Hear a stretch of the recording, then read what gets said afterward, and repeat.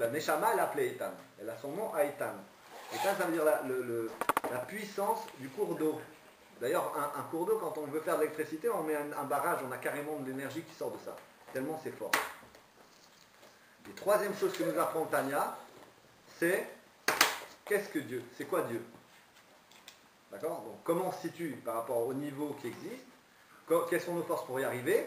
Et troisième chose, la motivation, le moteur, c'est quoi Dieu?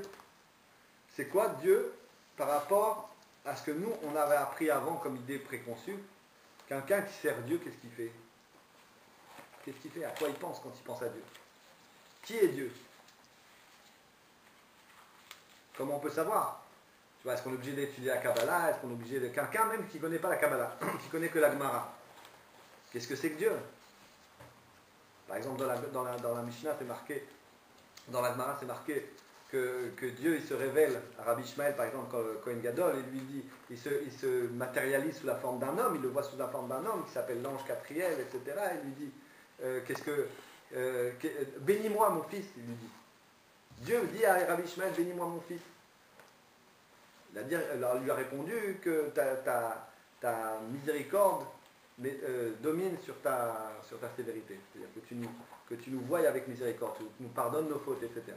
Donc c'est une belle chose, un beau midrash si on peut dire, mais ça ne va pas nous définir qui est Dieu, puisqu'en plus c'est même pas Dieu vraiment, c'est un ange qu'on voit.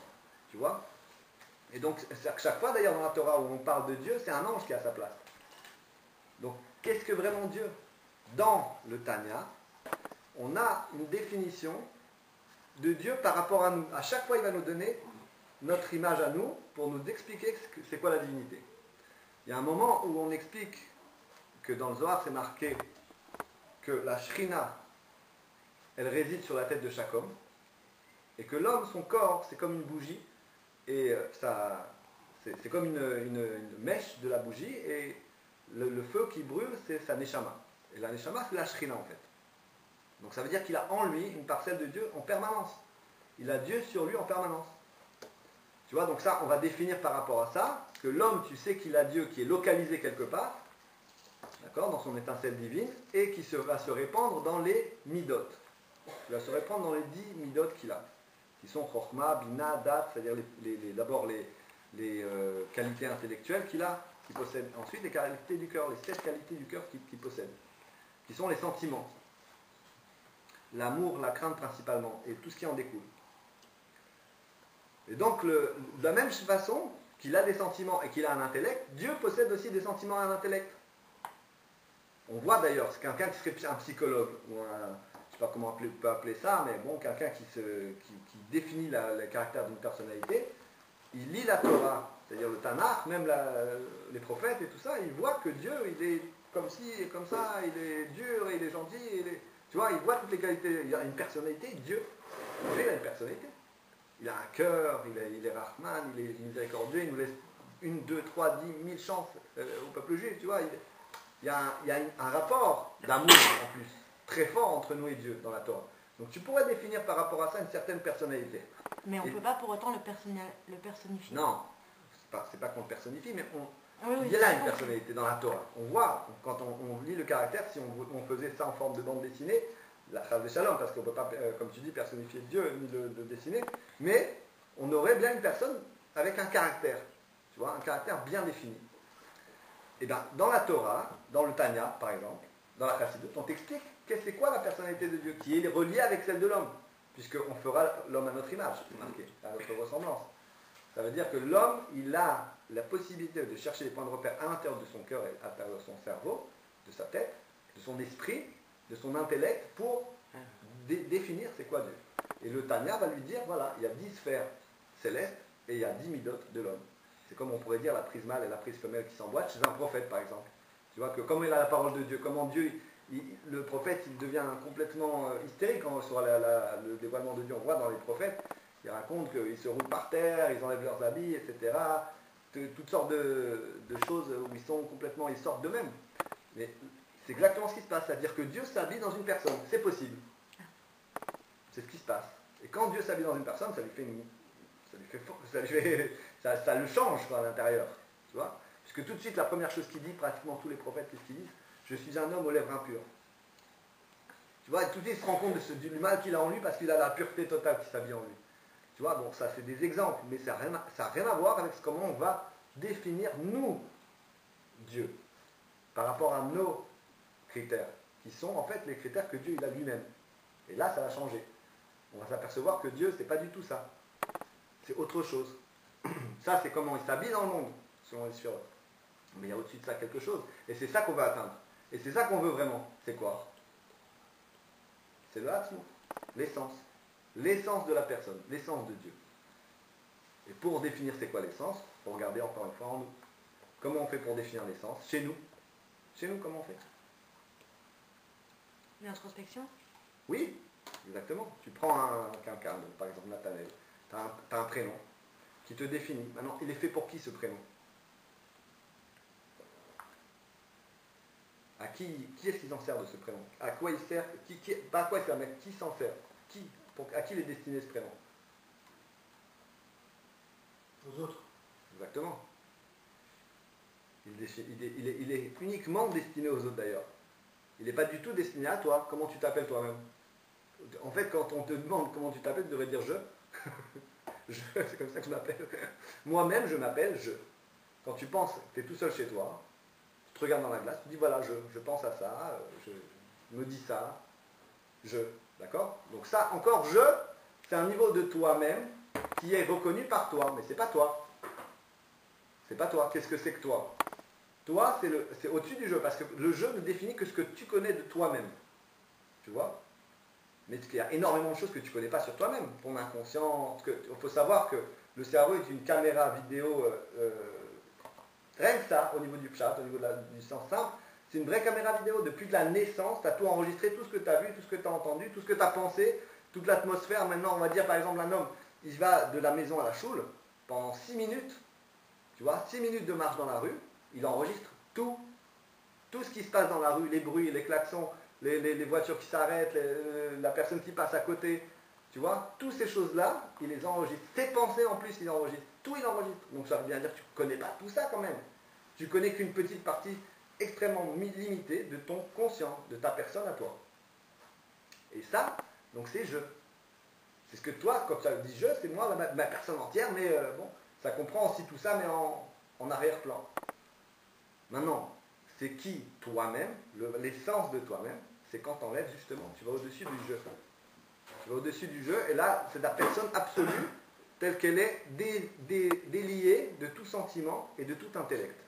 Ça, c'est l'essence. C'est-à-dire que tu n'es plus toi-même. Le rabbi définit ça dans le Dvar Malchut comme la personne qui se lève le matin, qui se réveille le matin. Le moment où il se réveille, son âme, elle descend sur terre, elle descend dans son corps, et il va commencer à s'intégrer petit à petit dans le corps. Maintenant, quand il a ouvert les yeux, il pense à rien. Le moment où il ouvre les yeux, il pense à rien. Sauf s'il a ouvert les yeux à l'intérieur de sa tête. C'est-à-dire qu'il s'est déjà réveillé avant même d'ouvrir les yeux, mais on va dire qu'il va ouvrir les yeux quand il se réveille. À ce moment-là, c'est l'essence. Ça représente, on peut imaginer l'essence comme ça. C'est-à-dire qu'il n'y a pas aucun habillement dans quoi que ce soit. Et donc, on a ensuite, la première chose que le rabbi va nous expliquer, c'est le Benoni. Qu'est-ce que c'est qu'un Benoni?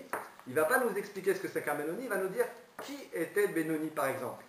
On a vu Rabba, qui était le maître de Rava et d'Abaye à l'époque, dans la Shiva de Kumbetipa en Babylonie, et il avait donné un exemple, ils étaient en train de parler comme ça, c'est quoi un Benoni? Il dit par exemple, c'est moi, par exemple, je suis un Benoni.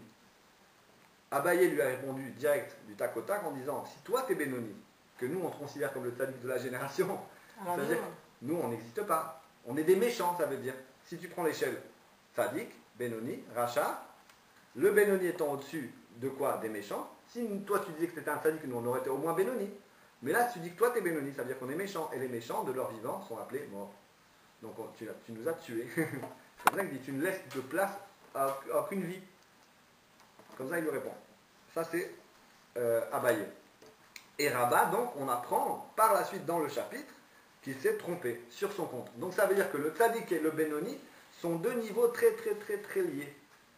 Le tzaddik, lui, c'est la perfection personnifiée dans un homme, c'est-à-dire c'est la perfection, c'est-à-dire qu'il n'a pas de yetzer hara du tout, il étudie toute la journée. Le Benoni aussi.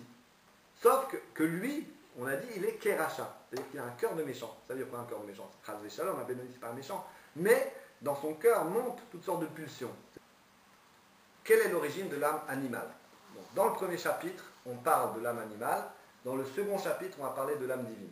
Donc à la fin du premier chapitre, il explique que l'âme animale, elle vient de 4 éléments, des 4 éléments qu'on connaît comme l'air, le feu, l'eau et la terre. Et ces 4 éléments-là vont générer dans l'âme animale 4 mauvais sentiments.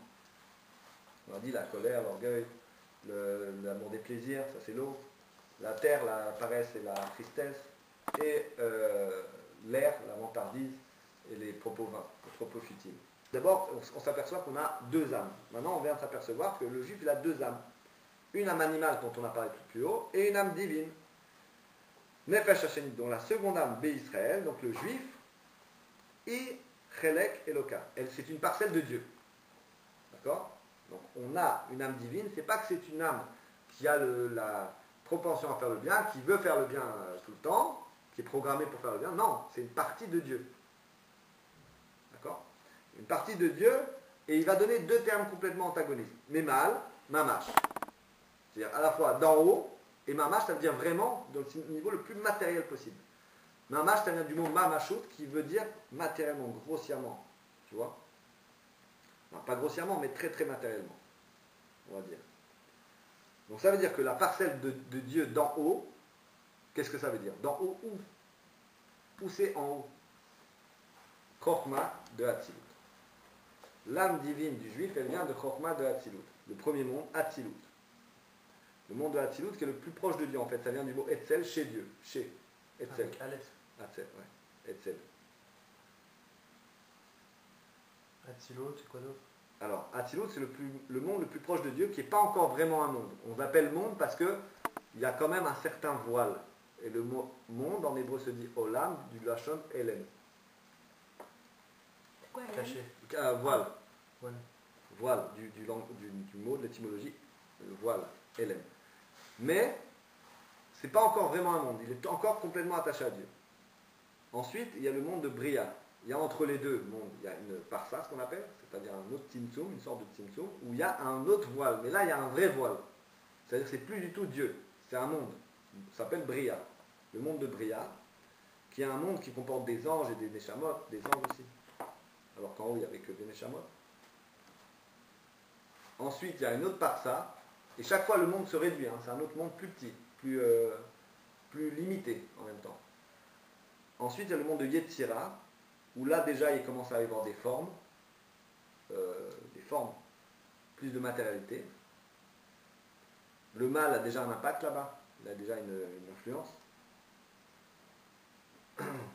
Et ensuite, il y a encore une parsa, il y a encore un rideau, on peut dire, un voile, un tzimtzum, une contraction, une rétraction de lumière, et là on a le monde de Asiya. Asiya, c'est notre monde à nous. Il y a Asiya spirituel, mais il y a aussi Asiya matériel, c'est notre monde à nous surtout.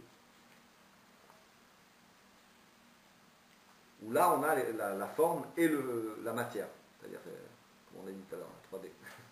Et alors, où se place Gan Eden dans tout ça? Voilà, alors tu as notre monde qui n'est pas un Gan Eden, et au-dessus de notre monde, il y a le monde de Yetzira, qui est ce qu'on appelle le Gan Eden Atarton, c'est-à-dire le jardin d'Éden inférieur.